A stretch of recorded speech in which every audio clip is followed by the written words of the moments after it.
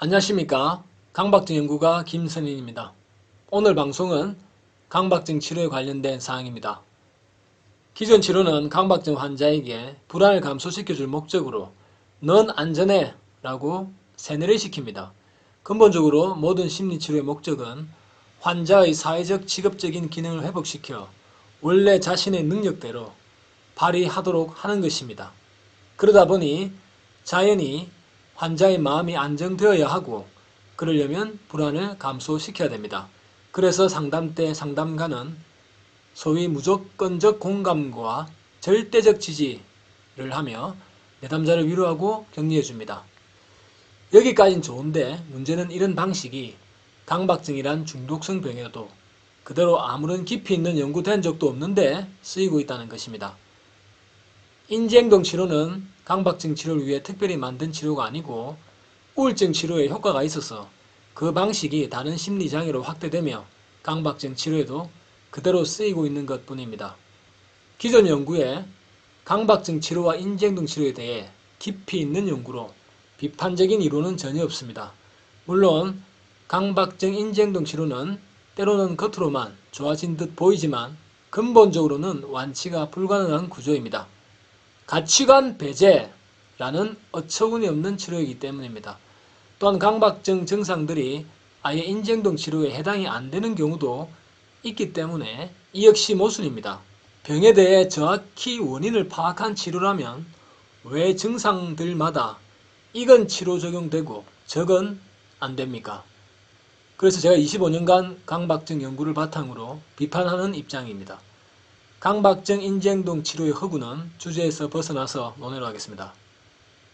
본론으로 강박증 치료에서 정신분석 치료가 쓰일 때 관련 사례와 함께 간략히 살펴보겠습니다. 이미 정신분석 치료는 강박증 치료에 효과가 없다고 알려져서 사실상 퇴출된 상태입니다. 그러나 모든 심리치료는 나름대로 최고 수준이 있을 수 있기 때문에 완치는 아니더라도 치료에 어느 정도 도움은 줄 수가 있습니다. 그러나 이 강박증 정신분석 치료도 잘못되었지만 완전히 엉터리로 막 나가는 인지행동 치료보다는 그래도 사람으로 치면 양반입니다. 교과서적인 내용으로 모든 정신과 치료는 환자가 자기를 이해하는 것입니다. 자기를 이해하는 것, 자기를 발견하는 것, 자기를 통찰하는 것, 다 같은 말입니다.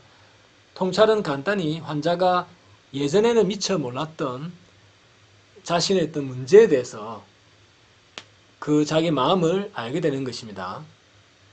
깨달음과 유사한 것입니다. 그러나 물론 강박증은 중독성 병이므로 뭘 깨닫는다고 해서 바로 낫는 병이 아닙니다. 묵묵히 깨달아도 묵묵히 무시와 피해 감수는 계속 실천을 해야 합니다. 강박증 치료에 환자가 자기를 이해하는 것, 이런 통찰이 치료에 매우 중요한 부분입니다. 이에 대해 사례를 예로 들면 이렇습니다. 제저서 살아있는 죽음 강박증 1편에서 발췌했습니다. 참고로 살아있는 죽음 강박증 1, 2편 시리즈는 기존에 발간된 책은 2002년도에 발간된 책이죠.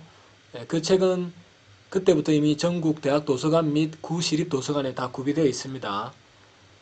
한편 강박증 치료법에 대한 핵심과 사례 등 피해 감수, 무시 이런 내용으로 하는 책은 늦어도 내년 3월 안에는 발간할 예정입니다. 그런데 강박증 원인에 대한 이론은 새로운 내용을 첨부해서 내년 말이나 2023년 초에 살아있는 죽음 강박증 개정판 2편에서 설명을 하겠습니다. 책 관련 내용은 발간할 즈음에 블로그나 유튜브로 알려드리겠습니다. 본론으로 들어가서 정신분석 치료는 환자의 의식에 접근할 수 없는 무의식의 갈등들이 증상을 일으키기 때문에 이것을 역으로 의식화하는 것이 치료 개념입니다. 즉 환자의 과거 억압된 감정이나 생각, 그런 무의식적 갈등을 의식화시킵니다. 그 후 그 소망과 동기를 이해하여 안전하고 유익한 쪽으로 변화시키는 것입니다.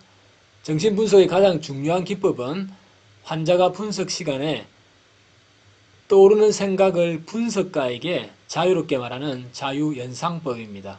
환자가 자신의 생각이 부끄럽든 두렵든 지극히 사소한 것이든 관계없이 말하는 과정에서 무의식의 생각이나 감정이 의식으로 나오게 되고 치료가 됩니다.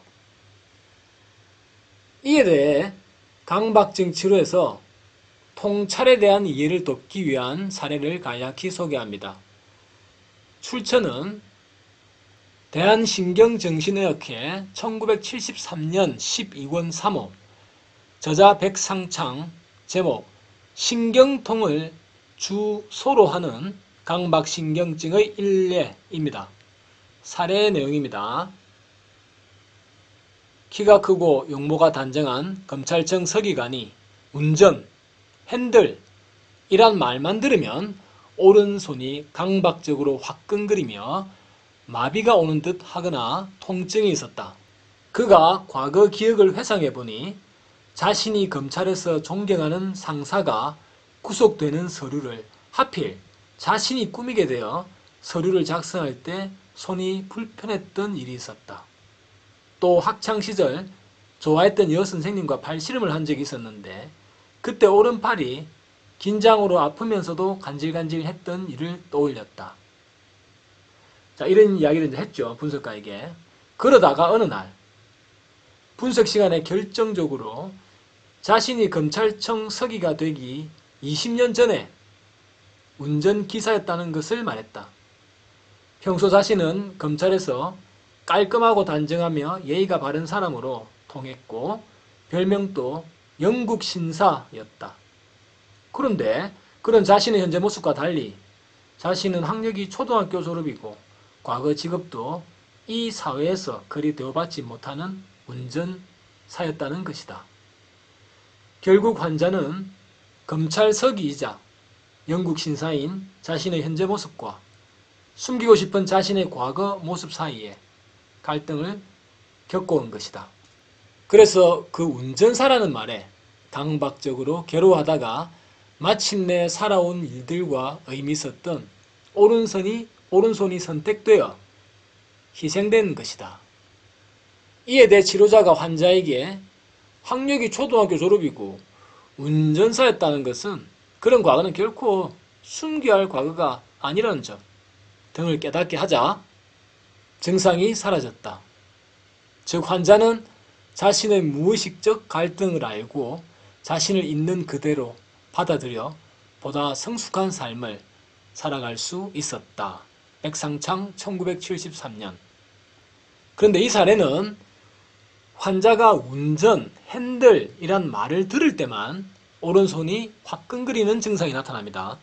즉 환자의 내면이 아닌 외부 상황에 대한 반응으로 그런 증상이 나타납니다.